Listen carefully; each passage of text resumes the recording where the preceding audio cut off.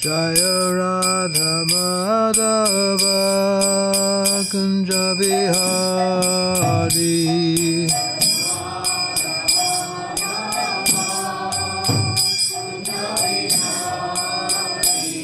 Jaya Radha Madhava Kunja Bihari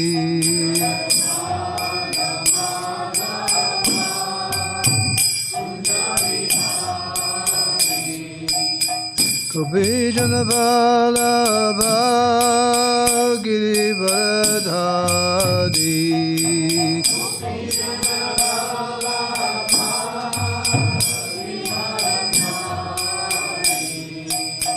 Gopijana Vallabha Girivardhari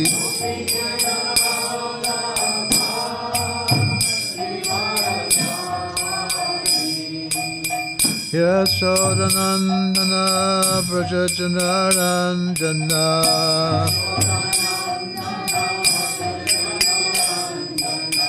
Yasodanandana Vrajajanaranjana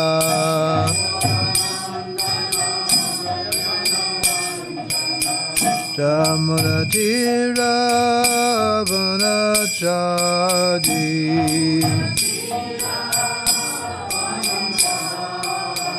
Jamunatira Vanachadi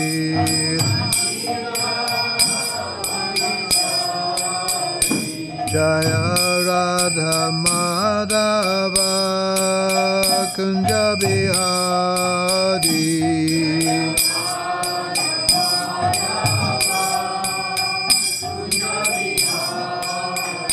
Jaya Radha Madhava Kunja Bihari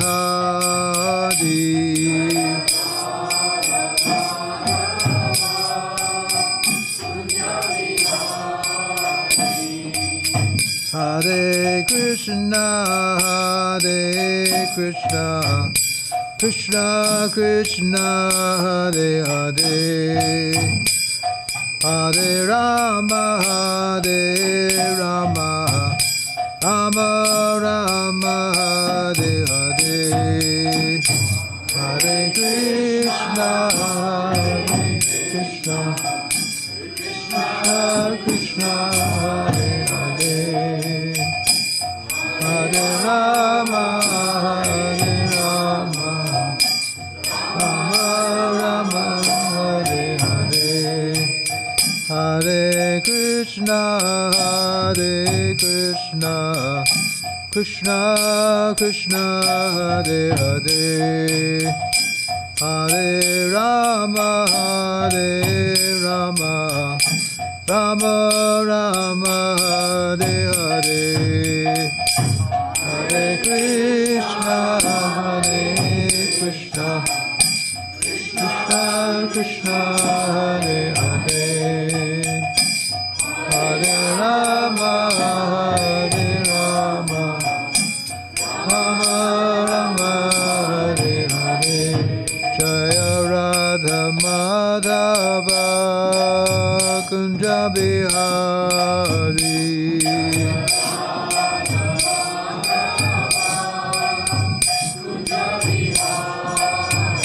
Jaya Radha Madhava Kunja Bihari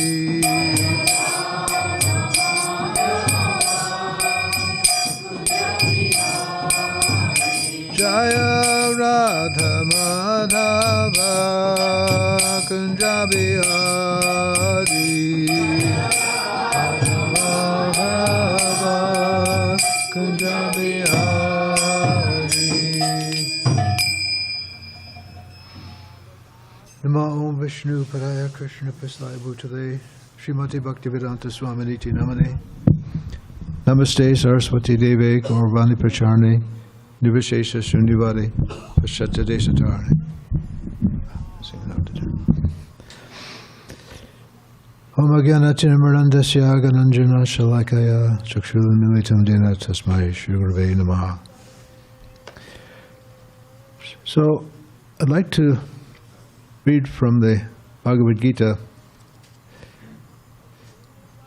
the three modes of material nature.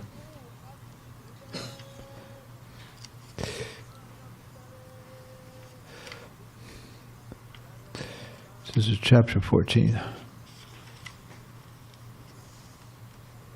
Read some verses.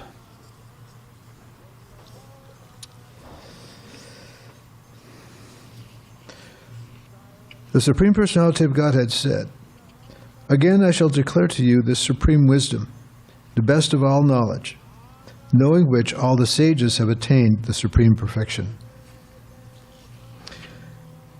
It should be understood that all species of life, O son of Kunti, are made possible by birth in this material nature, and that I am the seed-giving Father. Material nature consists of three modes: goodness, passion, and ignorance. When the eternal living entity comes in contact with nature, O mighty-armed Arjuna, he becomes conditioned by these modes. O son, this one, the mode of goodness, is purer than the others, is illuminating, and it frees one from all sinful reactions.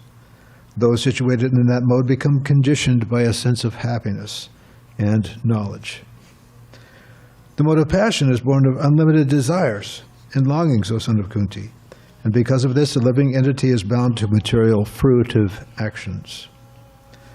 O son of Bharata, know that the mode of darkness, born of ignorance, is the delusion of all embodied living beings, entities.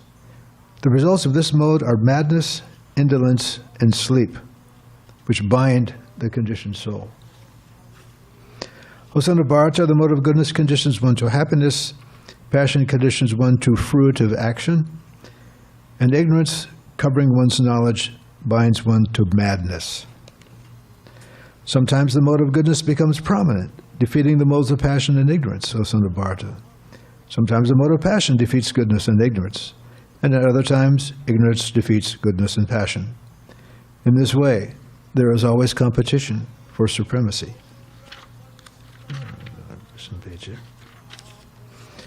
The manifestation of the mode of goodness is can be experienced when all the gates of the body are illuminated by knowledge.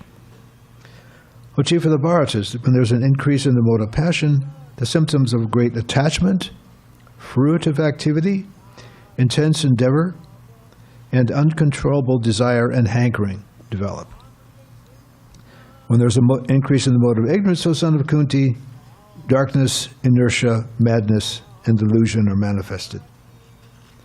When one dies in the mode of goodness, he attains to the pure, higher planets of the great sages.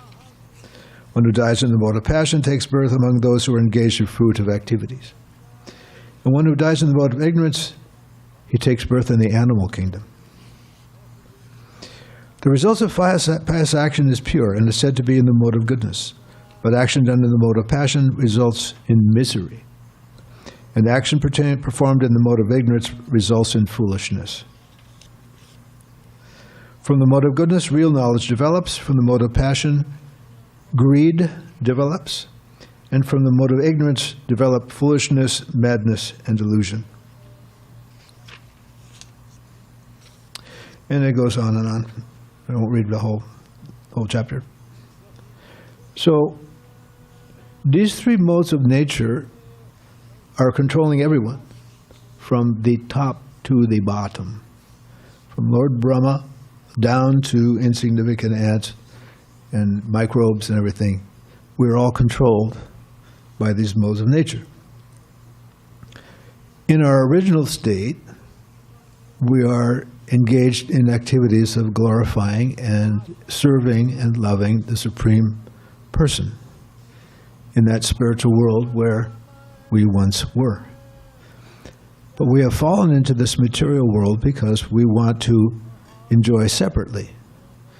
Here's a place where we can go, we can try to dominate material nature, which is by nature inferior to us. We are conscious. It is not conscious. Material nature is, according to our perception, is dead. So, being in the spiritual world, we don't have these material conceptions. In the material world, we are bewildered as soon as we get here. And Prabhupada gives the example, it's like a drop of water when there's some dirt on the ground and the water hits the dirt, it becomes muddy. Okay, so the water itself is not muddy. It can be distilled, evaporated. But we, in the same way, are conscious, but our consciousness is now polluted.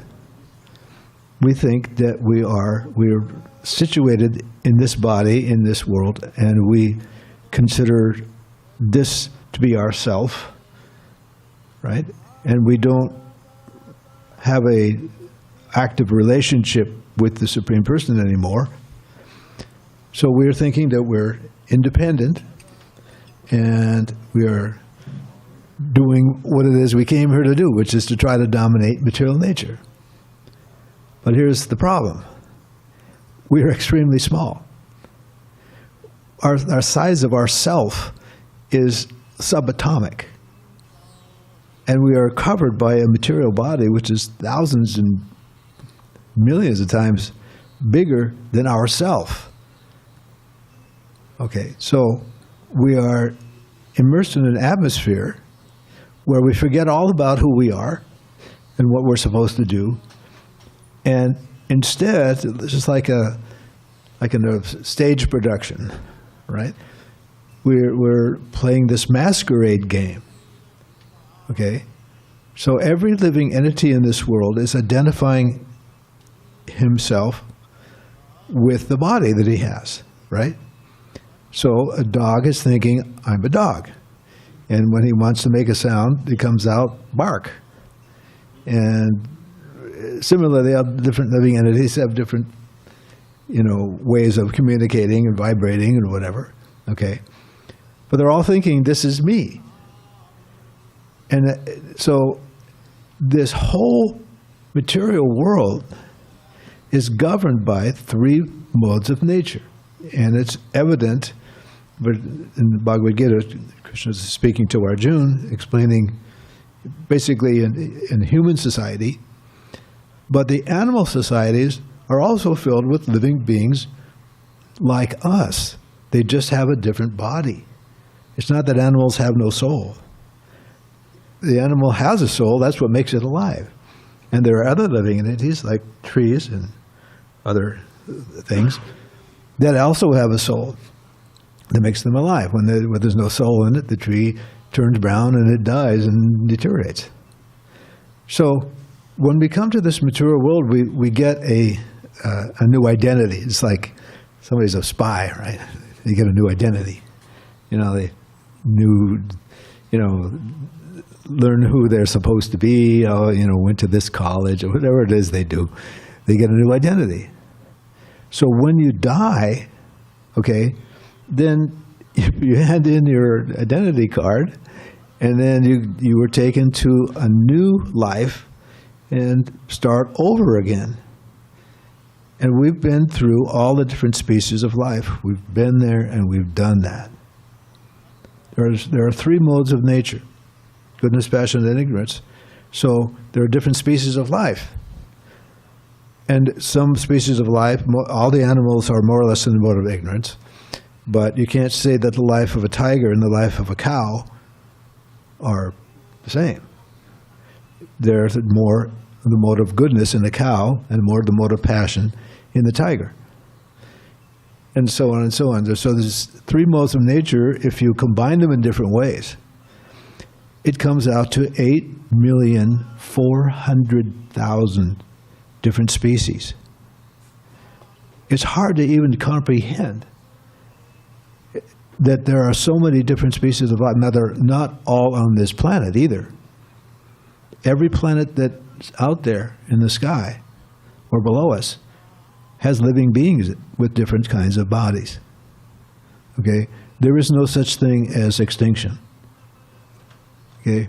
They may not be apparent, but sometimes we find reports of dinosaurs in the deepest jungles of Africa or somewhere, right? So somewhere there's a species of life for a soul with a certain combination of the modes of nature, right? So we move, it starts off in aquatics, and then to different species of life comes to the human being. So in this world, you can't get away from these modes of nature. We're swimming in it. It's like, to be free from the modes of nature is like going swimming and thinking I'm not going to get wet, right? So when we come to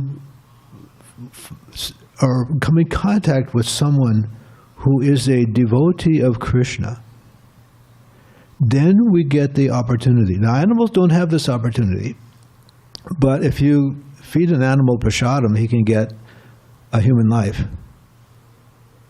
If you can possibly imagine what a great boon that is. Because normally, the soul in that body has to live in that life, then they pass away, they get the next higher body. And then they live that life. And then so there's 8,400,000, there are 400,000 human species. So there's all these different kinds of bodies out there. If you get a chance to become a human being, you just won the lottery. Fortune cannot be understood. A human being gets an opportunity to understand his original relationship with God and Krishna and engage again in loving service and be done with all this. Okay? Get out of the modes of nature. So when we're talking about meeting a devotee, we're talking about a pure devotee, someone whose relationship with Krishna is established fully.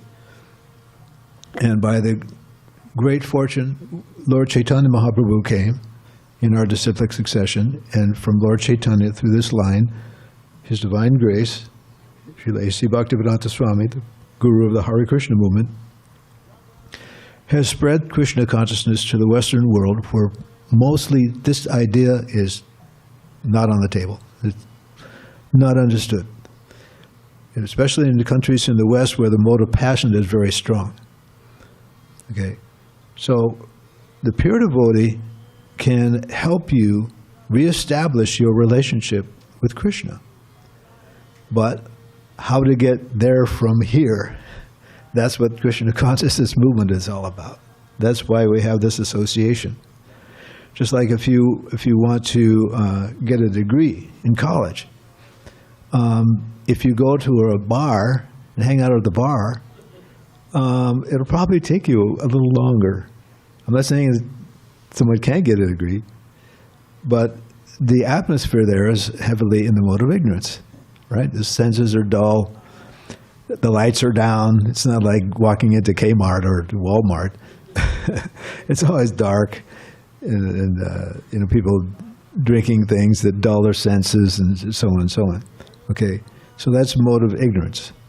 Someone in the mode of goodness will go to the library, perhaps, go to university or college or something, be studying, because that's the nature of someone in the mode of goodness. They become enlightened. Okay? And if you asked, where's Chin? I saw Chin this. I thought I saw her tonight. Anyway, she works at the library. So I don't think there are a lot of, beer bottles in libraries. You probably will. Maybe some homeless person come in there, but the idea is that you're not going there to get intoxicated. You're going there to enlighten yourself in some way. Okay. So that's mode of goodness. And of course, we know what mode of passion. Basically, the ultimate desire in the mode of passion is sex. Okay. So people work very hard to make a bunch of money, to buy the house, to make all those arrangements so they can have a family and this kind of activity. So if someone is working very, very hard, the thing is that we're not enlightened as to what's going to happen. Someone working very hard, thinking I'm going to enjoy, actually what happens is we get the opposite. We get misery. That's the result of the mode of passion. But it doesn't seem like that. That's not part of the equation. But in the end, it turns out it's bundled, right? Someone who's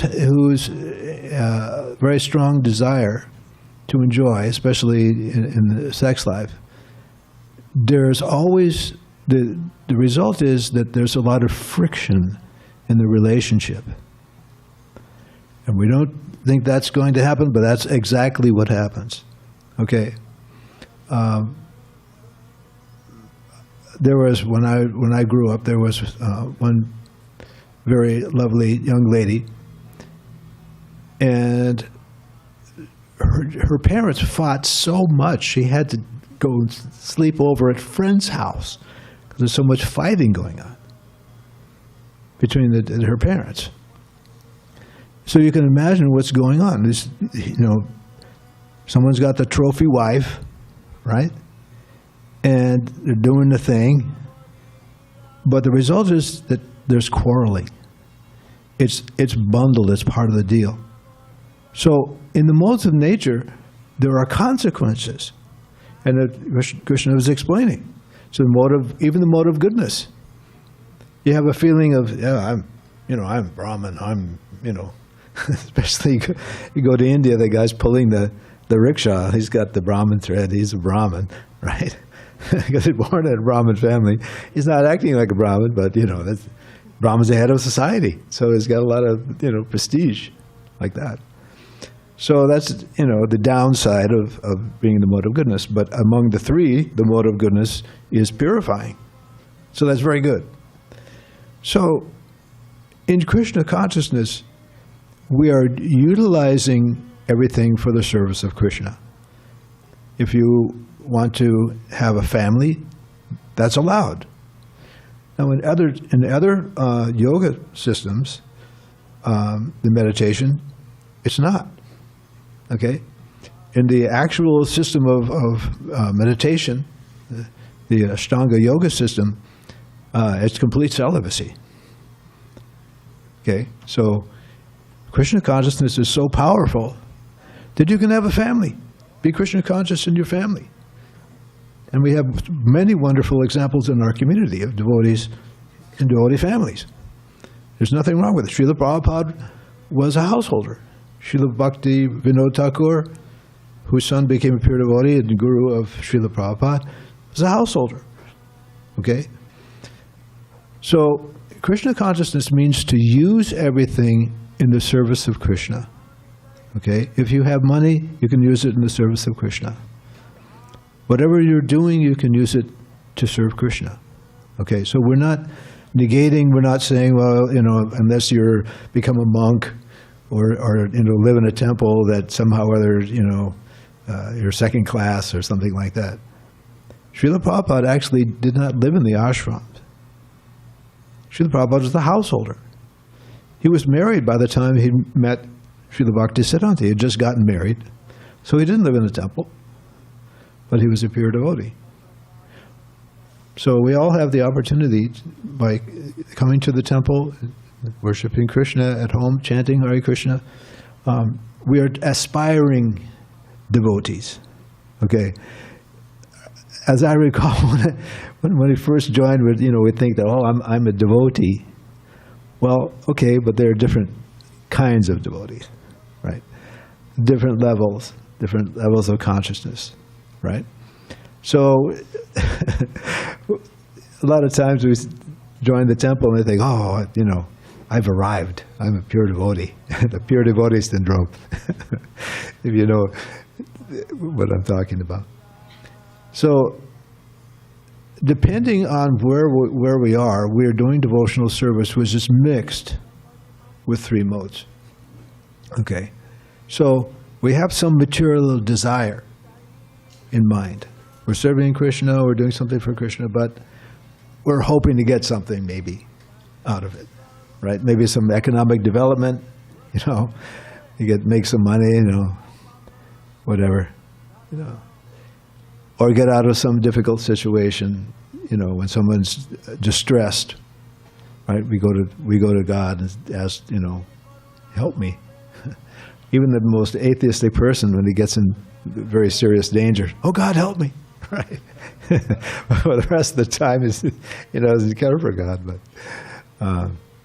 and some people think that that's a crutch, right? You're going to God to save you for something. It's like, well, you can't do it on your own.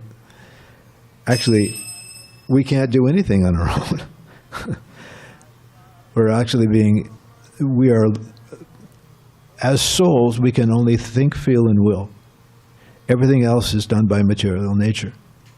But we're convinced, this is the mode of passion, we're convinced that I'm doing something, right?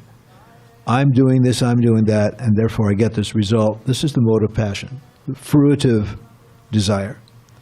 But it's all being carried out externally. So why does someone working very hard, why don't every hardworking person become wealthy? And how come someone is, born with a silver spoon? Never worked in his life, but he's got all this money. How's that possible? So we're bewildered because we don't remember, we don't know that we had a previous life, that we did something good to deserve the situation we're in today. And we don't know that the things that we're doing today are going to affect us tomorrow in their future.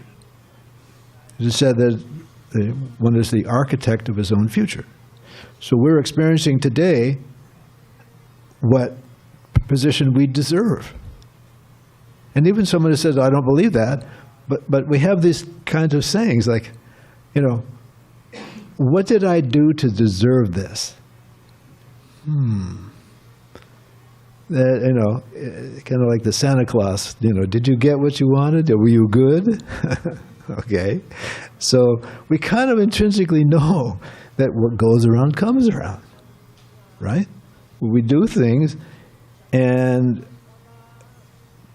we sort of hope that if I do something good over here, that something good's going to come over there. The worldly thing is going to come around. What goes around comes around.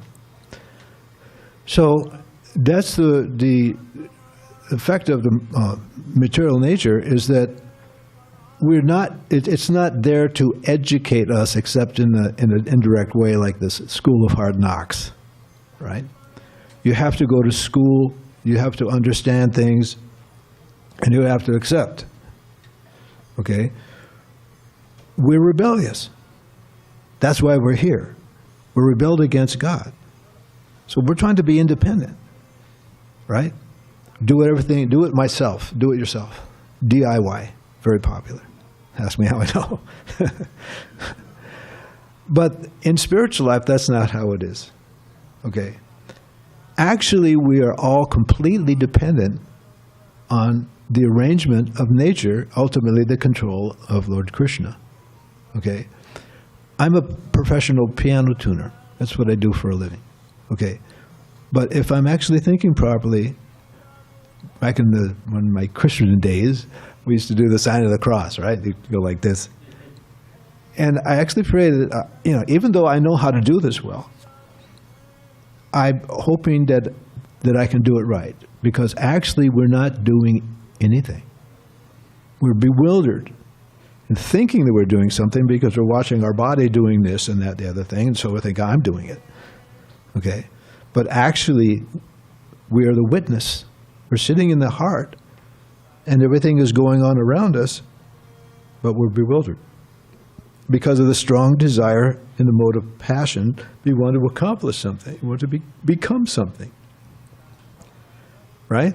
You go to school to become whatever it is, okay? And sometimes you go to school to learn something, right? You get some degree, and you end up doing something completely different. I know a lot of times that happens. But in actuality, everything is being carried out externally to us, okay? And this conditions us, right? It's like you take an animal and you train him, right? You're conditioning him for a certain response, right? So we're expecting that if I do such and such thing here, I'm going to enjoy, right? Suppose you want to, go boating, right? So you buy the boat, you go out, and then do 2, 3 times, 4 times, 5 times, actually, the enjoyment fades. right? The law of diminishing returns. So we're conditioned by these things. We think this is the way I'm going to find happiness. But when you come to Krishna consciousness, now we're actually tapping into our real self. That's what Krishna consciousness is all about. If I'm doing something for Krishna, something that I enjoy, okay, that's devotional service, but it's mixed. Because I like to do a certain thing. And believe me, I know what I'm talking about. But sometimes we're asked to do things that require a little austerity. It's things that we may not be good at. Maybe, there's some emergency, right? Right now the movement is very new. Just imagine, like right after the appearance of Jesus, or after the disappearance of Jesus, a lot of people were persecuted. And to profess faith at that time was sometimes a very difficult decision. Okay? So sometimes we are asked to do things that we don't want to do. But when you go beyond, when you actually do what you're being expected to do, or being asked to do, you get over that barrier, that hump. That's when you start feeling, how do you explain it? Bliss, happiness, right? And you'll see a lot of early devotees in the Hare Krishna movement actually were empowered to do things that they didn't know they could do. I'll give you an example. When I first joined, I found myself, after a few months, I found myself in what was then called Bombay. Now it's Mumbai. And there is a young devotee there named Giriraj. So Giriraj Brahmachari was in charge. And in the temple, it was made out of bamboo. So there's no privacy. One room, the next room, it's all one room basically. So I'm just new bhakta, right? And there's some brahmacharis living over here and complaining, the people in charge don't know how to run the temple. They're incompetent, blah, blah, blah, right? And the other side of the wall, all those brahmacharis, they don't want to do what I say, whatever. There's all these arguments going on. So if you know His Holiness Giriraj Maharaj, he's not a really powerful, kind of person that you'd expect if someone's an administrator, right? Someone who's barking orders and, do as I say, right? He's not like that, okay? So my point is that if you move the clock forward a little bit and see what he actually was able to accomplish, I'm going to tell you he did the impossible. I can tell you I was there and I saw. And then some years back, about 5 or 6 years ago, I went back to Bombay to see what was built. Okay.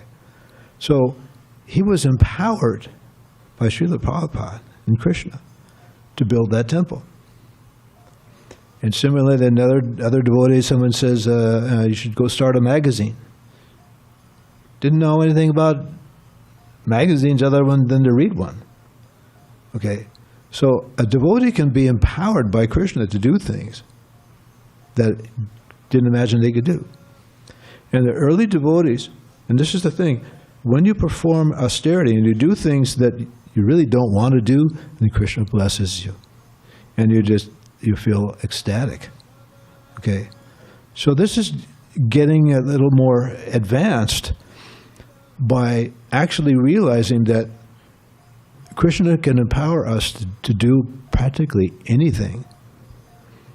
But when we think that I'm doing it, we're actually trapped by our ego, right? I'm saying these things because I know it's how it is in my life. But the whole point is that no matter what big things you do or what little things you do, okay, we're servants of Krishna.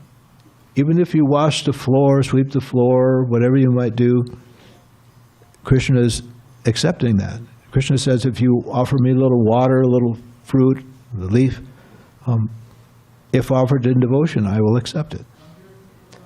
And that's how we make advancement. There are devotees all over the world who are going back to Godhead. Okay? They don't have necessarily a big stick and big sannyasi or guru or something like that.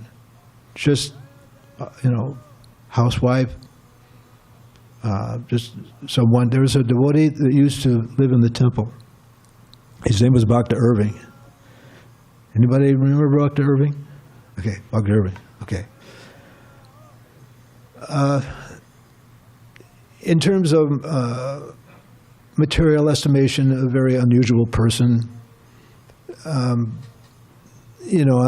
would say we have, as a devotee, been avaduta, or maybe not materially, advanced or whatever. Okay. He joined the Padayatra in India. He has club feet. The Padayatra is they walk all over India chanting the holy names, big procession. He joined the Padayatra, hoofed all over India into the Himalayas with club feet. Okay? He came here some years later, and I saw him. He said, you just have to have faith in the name. You just have to, it's all in the name. Chanting Hare Krishna. Okay, I can tell you something, my humble opinion is, this is his last birth. He will go back to Godhead. So you don't have to be Mr. Big or whatever. If your heart is clean, that's what Krishna wants. Krishna wants you. Okay? We all want to go back to Godhead. There may be some people who are coming for the first time, but devotees, they want to live with Krishna. They want to live, go back to Godhead. Or remain here and serve Krishna. Okay. So it doesn't require that anybody, have some big position or be adored or be a guru or whatever. Because Krishna has a relationship with all of us. We've forgotten about it. So Krishna consciousness is reviving our relationship. It's not something that, like Prabhupada says, it's not an imposition, right? It's not a cult. Yeah, okay, it's a cult, in one sense, okay.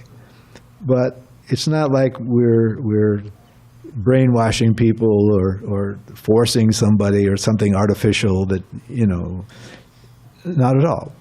Krishna consciousness is already within us. It just has to be awakened, right? So the process of purifying our heart is to chant the holy names. And there are 9 devotional processes. Hearing is the first one, then chanting, right? And then remembering and serving and praying, right? Offering worship, right? Surrendering everything. I don't remember all of them, unfortunately. So these devotional processes are not hard. You don't have to have some extraordinary qualification. If you have a PhD, that's great. If you don't, it's not an impediment. Okay. It's not scholarship.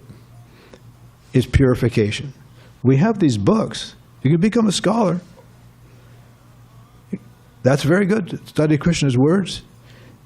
Studying Krishna's words means you're with Krishna. No difference. Krishna is on the battlefield of Kurukshetra, Krishna is on the altar here, and Krishna is in your heart. And anything that has to do with Krishna is Krishna himself. There is no difference, especially when it comes to the Shastras or the scriptures. Even the other religions of the world, they revere their Bible. You wouldn't want to throw a Bible on the ground or anything like that. So anything that has, this temple is Krishna. Prabhupada said, do you think I'm sitting on this seat? No, I'm sitting on Krishna. Krishna's holding me. Okay? So we're actually in Krishna's hands right now. And even if you think I'm going to leave, maybe I have some fall down, Maybe have some previous habit. Maybe I like to get intoxicated, or some people have a fall down. They go away. But Krishna is always trying to get us back. Okay, so whatever we can do to further Krishna consciousness. If you have a friend, you have someone that you know, family member, okay, if they're open to it, you can tell them about Krishna consciousness. And then Krishna recognizes you. The more you try to spread Krishna consciousness, even there, when I grew up, I was a Christian. It was like, if you're a Christian, you give it away, but you don't lose it, right? So giving Krishna consciousness to someone, you actually become more dear to Krishna. And Krishna is equal to everyone, okay? Krishna loves every living entity. They're all part of him. Just like imagine a big bonfire and there's all these sparks flying everywhere. Okay, we are like those sparks. So, crude analogy, but we're part of Krishna. So if someone is not wanting Krishna, it's not that Krishna is any less concerned. But naturally, if someone is showing some inclination, then Krishna is more than glad to give you some special mercy, right? Suppose you're trying to learn an occupation, okay? You become an apprentice. So if you're very attentive and you're trying to, suppose you're learning woodworking, right? So maybe there's a mess on the ground, so you become, you sweep up, or, you ingratiate yourself to the person you're learning from. So they're very pleased by that. It's like, oh, this person's really serious. So, hey, you know what? I got this trick over here. If you do like this, then it comes out much better. So the spiritual master and Krishna are like that. If you serve Krishna very nicely, then Krishna can reveal himself. Because here is the secret. We are bewildered by this three modes of nature controlled by Krishna. It's like a fog, right? You have a fog machine, right? So when there's fog, you don't really see things very clearly. So when Krishna reveals to you, he's the one who can pull back this fog, pull back this curtain, so you can see things clearly, okay, and have more faith. Because in the beginning, someone walks in the door but don't know anything, or you get a book, right? I remember I got Bhagavad Gita. I was sitting in my apartment one day, and some devotee came to the door, and I ended up buying a Bhagavad Gita. I didn't know anything. But if you just give some preliminary faith, it's okay, let's see what this is all about, right? Let's see. And then you read a little bit. Sounds pretty good. So read a little more. That makes sense. And you gradually realize more and more that I can't find anything that's like contradictory. I can't find anything that I can definitely say, oh, that's nonsense. It all melds together. It all makes sense. And it's all in one place. Right? I remember, you hear about reincarnation or life on other planets and karma and all these different concepts you sort of hear here and there, right? Sorry, my karma just ran over your dogma. Sorry, right? We joke about it. But then if you read Bhagavad Gita, it's all in one place. It's all there. Life on other planets. Who lives there, what they're like. If you read the Srimad Bhagavatam, the other literatures that we have, then you start learning things that you couldn't know. Right? We believe that somebody, some men landed on the moon. Okay? A whole program about that, but we weren't there. Okay. If you read the scriptures, the Vedic scriptures, they have descriptions of these higher planets. One of them is the moon. And in a description of that heavenly planet called the moon, there's is extremely beautiful people, and it's heavenly there. But the reports from the astronauts is it's like rocks and sand. There's a disconnect there. But the scriptures, you'll find, if you do research, for example, cow dung, right? Cow dung is pure. In India, sometimes they build houses out of it. They make patties and they stack them up and make a house. And you find that description in Ripley's Believe It or Not. I remember years ago I saw it. People in India live in cow dung houses, and you're going, what the heck? But they've actually done experiments. Cow dung is actually as antiseptic or more than Lysol. Okay? There are descriptions in the scripture of how the child develops in the womb. How do they know?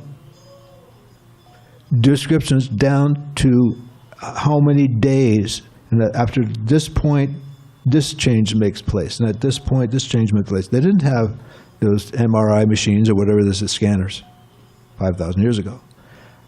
How did they know that? Okay, so Bhagavad Gita is like the cream of the Vedic knowledge. It's so vast that the Vedic knowledge would fill a downtown library. You couldn't read it in a whole lifetime. There's all kinds of different sciences and different things. It's all there. In one section, the Puranas, there's the Mahapurana, called the Srimad Bhagavatam, and that's what we read. Okay? The most essential part. What's most important to know. Other things may be interesting. The medical science is there, geological science is there, everything is there in the Vedic scripture. But the most important thing, and especially if God himself is speaking, it's like, okay, this is the final word. Okay, this is the most important thing. This is like what they call the cream of the Vedas, right? The cream is the most important part of milk, right? If you don't have cream, well, it's not very nice. But Bhagavad Gita is spoken by God himself, so it's like, okay, this is it. This is the buck stops here. And the final instruction of Bhagavad Gita is, Arjun, never mind all these other things that we talked about. Just surrender to me. That's the final instruction. Don't worry. Don't think that you're not performing these different austerities or doing these different rituals or whatever, yoga, meditation, all this stuff. Just surrender to me, and I will protect you. Okay, do not fear. Okay, we're afraid to surrender. And 5,000 years have gone by, and then Lord Chaitanya appeared to say, this is how to be a devotee. 500 years ago, Lord Chaitanya appeared. Not because he's trying to learn.